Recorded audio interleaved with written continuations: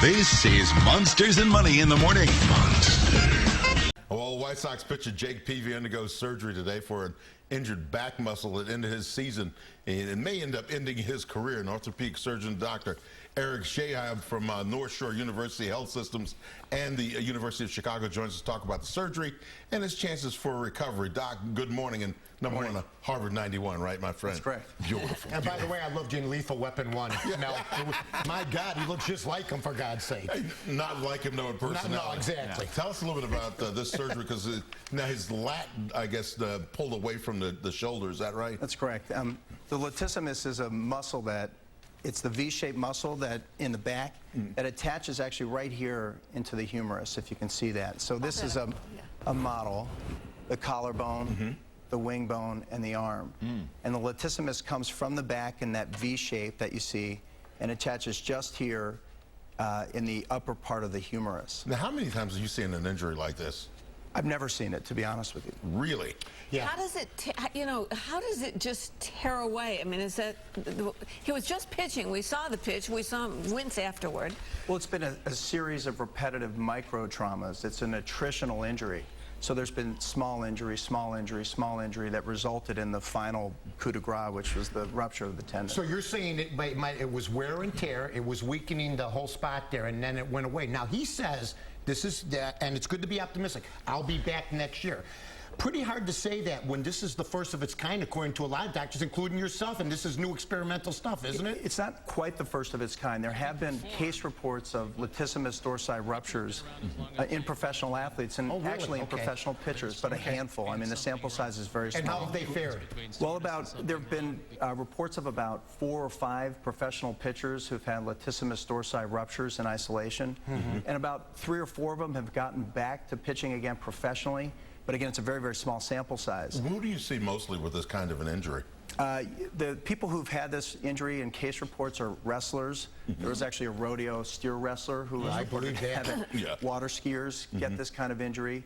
There's a report of a rock climber. But again, the sample size is so small, it's a pretty rare injury. Is this a total detachment we're talking about? I mean, because the lat is a pretty good sized muscle, so we're talking about where it's connected here on the on your shoulder? It's a huge muscle. I have a picture of it from an anatomy book. We got it right up on the screen. That's I told him not to use my body for this. It's that very large muscle that comes across the back and then attaches, but the attachment's only about 1.5 inches to 2 inches long.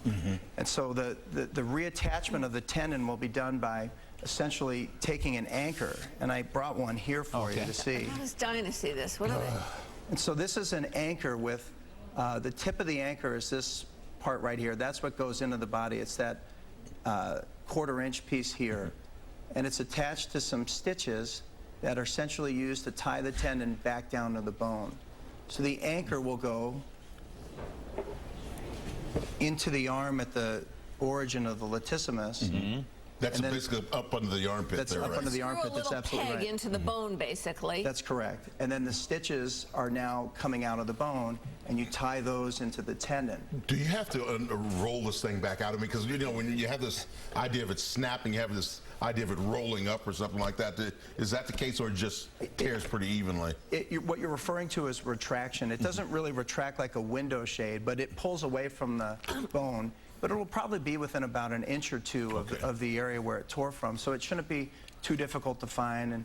But it's not a surgery that's done very frequently. So it's not a lot of experience. Let's see if I get this right. There's a little peg now that you've injected into the bone, and then they kind of have to make loops around it to attach the muscle back. How can, when he turns and rotates and throws, how can I mean, is there a cap on top of that? It's really...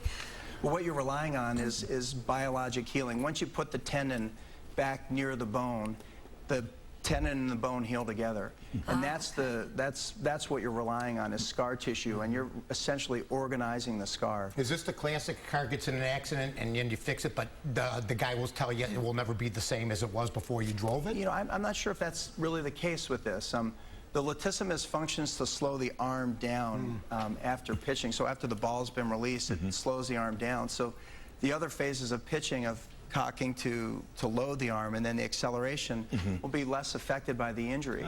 So in that sense, it gives you reason to be cautiously optimistic that Jake Peavy will make a return. And you think about it, it's such a huge muscle and then to come down to, it's attached by, what, about 2 inches of tendon, huh? It's not a very large attachment when you consider the size of the muscle. So exactly. Microsurgery, you're going in, you know, now they do hip replacements, microsurgery, but they really have to lay open his shoulder to do this right. I think the exposure of the region where they're operating is critically important, and there's no reason to skimp at all. You really want to see exactly what you're doing. I don't think he's going to have some large disfiguring scar at all. In fact, I think the incision will probably be just about this long around his arm. And once they find the tendon, the insertion site where it goes is relatively easy to identify, and essentially put it back where it belongs. Doctor, thanks so much for coming in. And by the way, how can people find you, my friend? I'm at Illinois Bone and Joint, and I'm at North Shore University Health System, and I work out of Glenview and Wilmette. Beautiful. Thanks so much for stopping by. Thank you very much. This guy's very busy. Oh, yeah. Demand for this surgery. Thanks so much for stopping by. Thanks, buddy.